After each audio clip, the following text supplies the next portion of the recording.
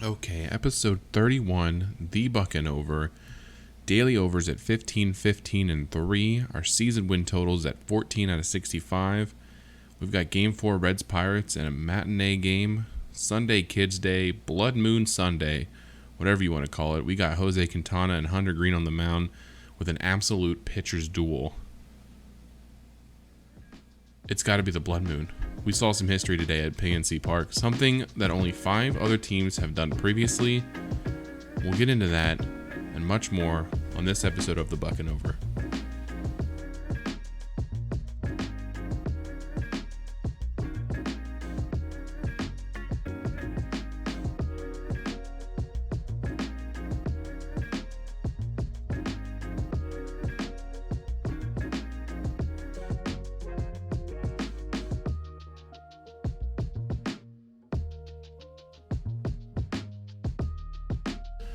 Alright, if you've listened to this podcast, you know, and if this is your first time, you're about to find out. The only thing I like more than Pirates wins is runs, because we bet overs every single game.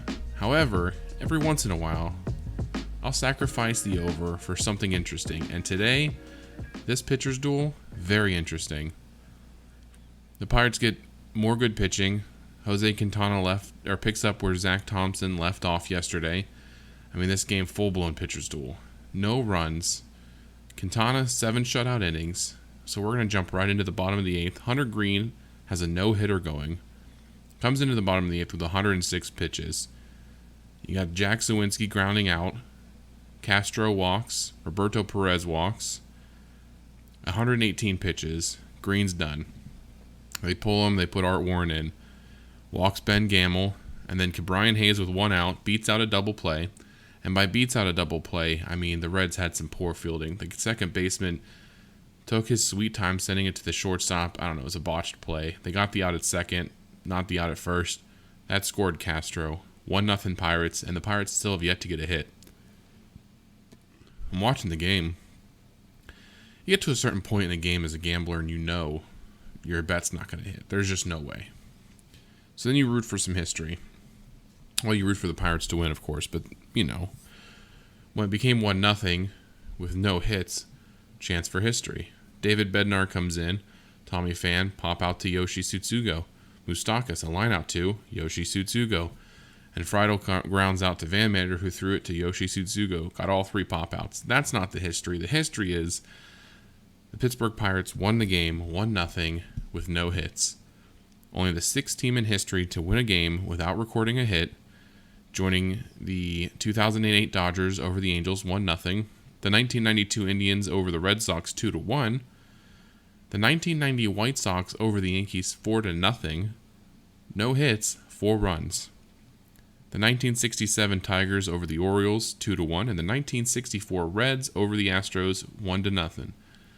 I had to look into that White Sox game. How do you score 4 runs with no hits? And it was all in 1 inning. Bottom of the 8th, you had an E5, 2 walks, an E7, and an E9. 4 runs, no hits. Insane stuff. That's what's great about baseball, too. On top of everything else, you can watch a game, see something you've never seen before, but also get an outcome that you don't expect. If somebody tells you the team's not going to get any hits, you go, they probably lost. And yeah, you're right, they do a lot of the time. But 6 times in history, they did not. So you never know. You just keep watching and rooting. And Hunter Greene was electric. You got to tip your cap to him. 100 miles an hour, locating fastballs, blowing it by guys. And then you got 91 mile an hour sliders down in the zone.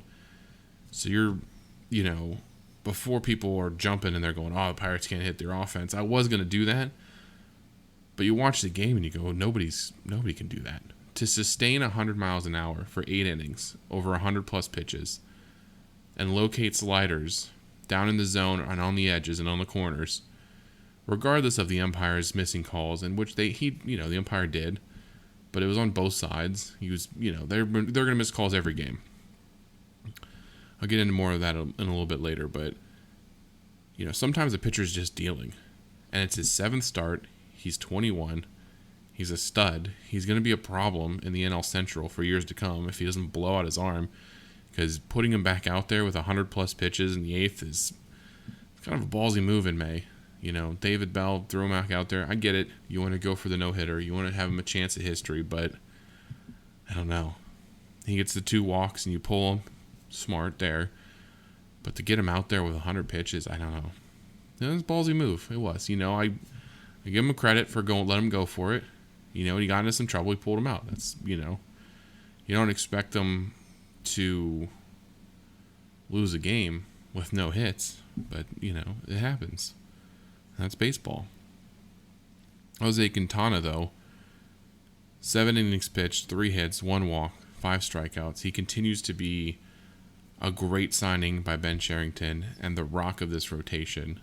Steady and consistent all season long. You don't even expect him to throw shutout innings, but he has been. But he hasn't really given up had that bad game yet where you're like, oh, that was rough. Like Keller has, like Wilson has. Stratton struggled a little bit. He's been kind of up and down. He struggled a little bit, but he worked out of it. And Bednar's just the man. His 7th save of the year, 3 outs. And he's got that freaking grit.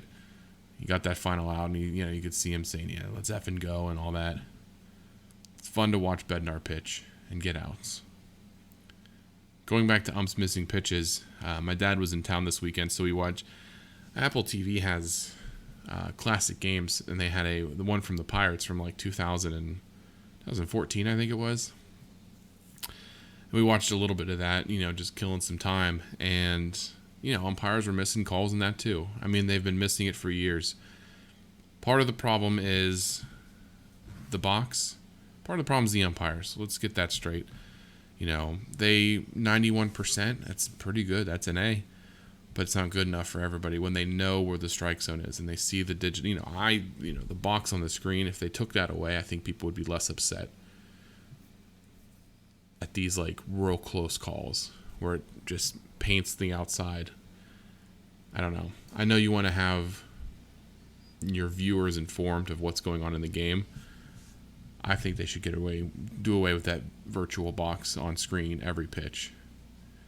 Maybe do it in a crucial moment, bring it up and say, here's where it was, but to have it every pitch, I don't know. I think it just works people up and gets people complaining online for no reason.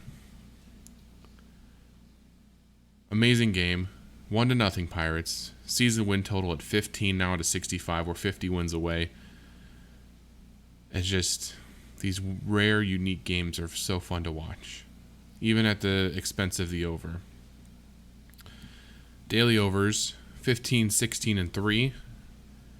We got a new series coming up tomorrow. Game 1, Pirates and Cubs in Wrigley. 7:40, first pitch. Wade Miley, he's only got 3 innings pitched this year. He'll be starting, and I think I saw Dylan Peters will be starting, so maybe they're doing the Peters-Wilson combo again tomorrow. We'll have to look into that. And as always, let me look the over. Because I always forget to do my research before I start up the podcast. But do we expect anything else? Not so far. 31 episodes in.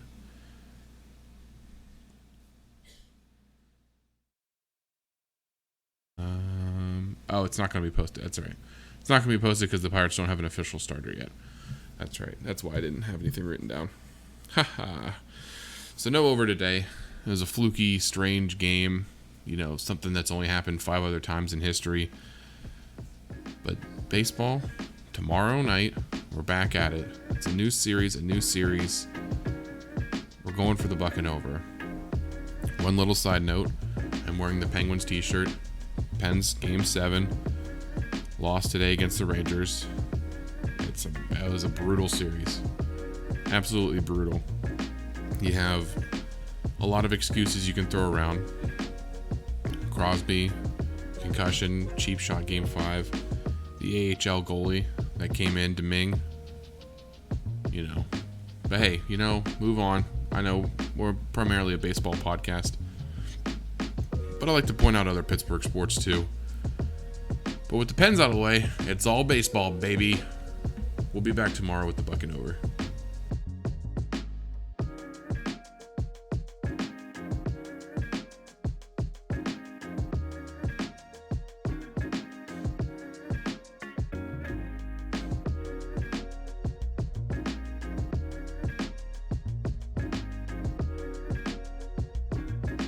enjoying the Bucnover content, be sure to follow me over at Twitter at Bucnover, TikTok at the Bucnover, and on YouTube, The Bucnover, to follow along with your buckos all year long.